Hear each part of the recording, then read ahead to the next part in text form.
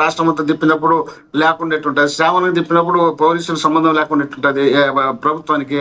ప్రభుత్వం అంటే ఎవరు? చంద్రబాబు నాయుడు గారు. చంద్రబాబు నాయుడు గారు తర్వాత కొడుకు లోకేష్ గారు, ఆ తర్వాత డిప్యూటీ సీఎం గా ఒక పార్టీ అధ్యక్షుడు కాబట్టి ఆయన కూడా మామూలు మంత్రి అయితే ఆయన వర్తించలేము, కానీ ఆయన కూడా ఒక పార్టీ అధ్యక్షుడు. ఆ రోజు చెప్పినాడు కాబట్టి ఆయన నన్ను నమ్మండి, చంద్రబాబు నాయుడు గారు చేయకపోయినా నేను చేపిస్తా, నేను ప్రశ్నిస్తే నేను చేపిస్తానని చెప్పినారు కాబట్టి అందువల్ల ప్రభుత్వానికి సంబంధం లేదనేది చెప్తాను. ఖచ్చితంగా 100% సంబంధం ఉంది.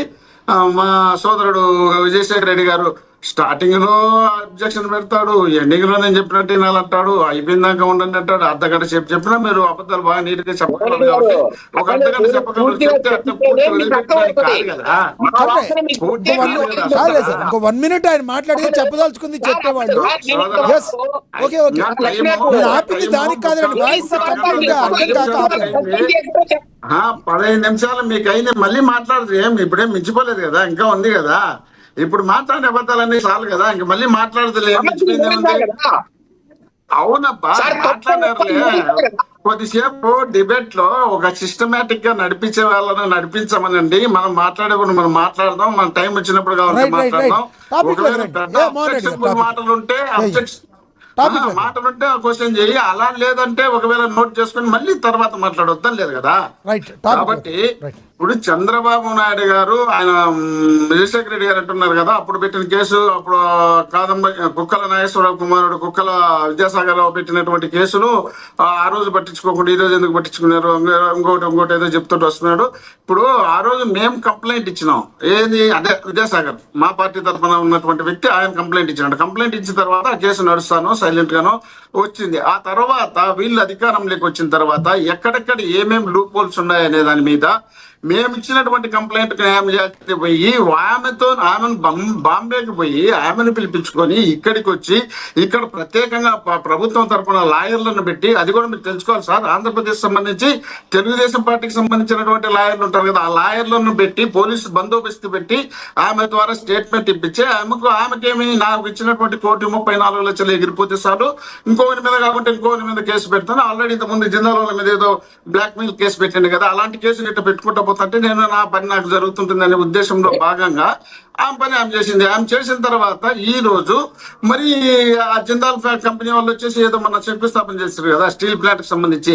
ఇంకా రాష్ట్రంలో వాళ్ళ అవసరం మనకు ఉంటుంది, వాళ్ళతో మనం ఉండాలని అనుకున్నారేమో. వాళ్ళని తప్పించడం కోసం ఏమన్నా ఆ బ్లాక్ మెయిల్ కేసు నుండి తప్పించడం కోసము అడ్వాన్స్ గా జత్వాని గారు తప్పుడు పని చేసినారు. జత్వాని గారు డిమాండ్ చేసినారు 3,34,00,000 వాళ్ళ తల్లిదండ్రుల ఈమె అకౌంట్ లో పడినాయి కాబట్టి ఈ అకౌంట్ లో పడినటువంటి డబ్బులు ఒకవేళ అకౌంట్ లో పడకపోతే ప్రభుత్వము సిఐడి అధికారులు కూడా లేదు అంతా పోలీసు వాళ్ళది వీళ్ళదే తప్పు అనేట్టుగా నిర్ధారణ చేస్తేనేమో కానీ అకౌంట్ లో పడిన తర్వాత అది నిజం చూపించిన తర్వాత అక్కడ విధి లేని పరిస్థితిలో జత్వాని గారి పైన కేసు కట్టాల్సిన పరిస్థితి వచ్చింది. కాబట్టి ఇప్పుడు తప్పించుకొని తిరగడానికి వీళ్ళు ప్రయత్నం చేస్తున్నారు. ఒక ఐపీఎస్ ఆఫీసర్లు బ్రహ్మాండమైనటువంటి పేరు ప్రఖ్యాతులు ఉన్నటువంటి ఆఫీసర్లు.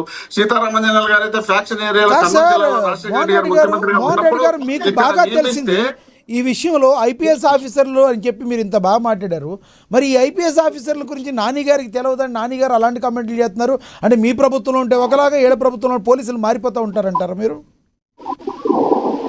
ఇప్పుడు ఒక్కొక్కరు ఒక్కొక్క టైప్ లో వాడుకుంటారు. మేము ప్రభుత్వంలో ఉన్నప్పుడు పోలీస్ అధికారులు చట్టపరంగా ఎక్కడ తప్పు చేసినా ఆ తప్పులు చేసిన నాయకులమైన మాత్రమే ఉపయోగించినారు, వాళ్ళు మాత్రమే బాధ్యులైనారు. వాళ్ళలాగా మేము ఆ సంబంధం లేని కేసులన్నీ ఇరికించండి, వాళ్ళని ఇరికించి రాష్ట్రం అంతా తిప్పండి, ఒక కేసునే 104 కేసులు పెట్టండి, 104 కేసుల్లో బెయిల్ వస్తూ పోతుంటే బాగుండదు, ఉపా చట్టం పెట్టండి, ఇంకోటి పెట్టండి, లేదా రేపు కేసు పెట్టండి, లేదా మర్డర్ కేసు పెట్టండి. మీ ఎదురుగానే మహిళలను బట్టలు చించి రోడ్డు మీద వివస్థను చేసి చంపే ప్రయత్నం చేసిన ఆ కేసు మాత్రం పెట్టాకండి.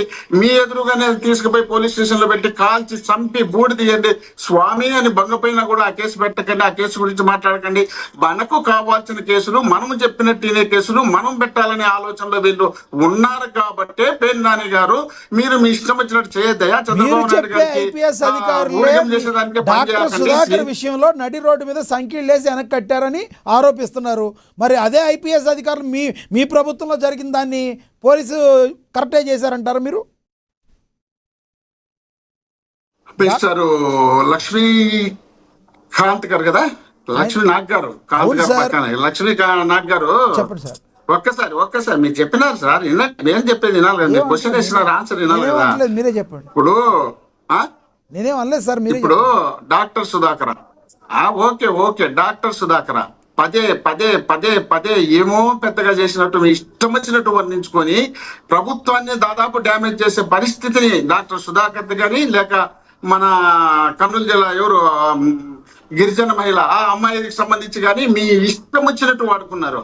ఇప్పుడు నేనేమంటున్నానంటే డాక్టర్ సుధాకర్ అనే క్యాండిడేట్ అక్కడ మాస్కులు లేవన్నమాట వాస్తవం. అన్న తర్వాత దానికి సంబంధించిన అధికారులు అతని పైన సీరియస్ గా ఏదో మందలిస్తే ఆ మందలించిన తర్వాత అతను తాగి వచ్చి నడి బజార్లో ప్రధానమంత్రి నరేంద్ర మోడీ గారితో పాటు జగన్మోహన్ రెడ్డి గారిని విచ్చలవిడిగా తిట్టుతున్నప్పుడు అక్కడ ఉన్నటువంటి అధికారులు చూస్తే ఇది ప్రభుత్వంలో ఉన్నటువంటి అధికారులుగా ఉన్నటువంటి మనం ప్రభుత్వ అధినేతలను ఈ విధంగా తిడితే మనకు చెడ్డ పేరు, ప్రభుత్వానికి ప్రజలకు ఇది బ్యాడ్ మెసేజ్ పంపించిన వాళ్ళ మొత్తం ఇతన్ని తీసుకుపోయి ఇంట్లో పెట్టండి అనే విధంగా పోతే అతని ఇష్టం వచ్చినట్టు వాళ్ళ మీదికి తిరగబడి తిట్టను పోతే వాళ్ళు చేతులు పట్టుకుంటే డబ్బు తిరిగితే చేతులు పట్టుకుపోయి ఇంట్లో పెట్టారు. ఆ తర్వాత తెలుగుదేశం వాళ్ళు ప్లాన్ వేసి పంపించినారు, అది మా మీద దొప్పినారు.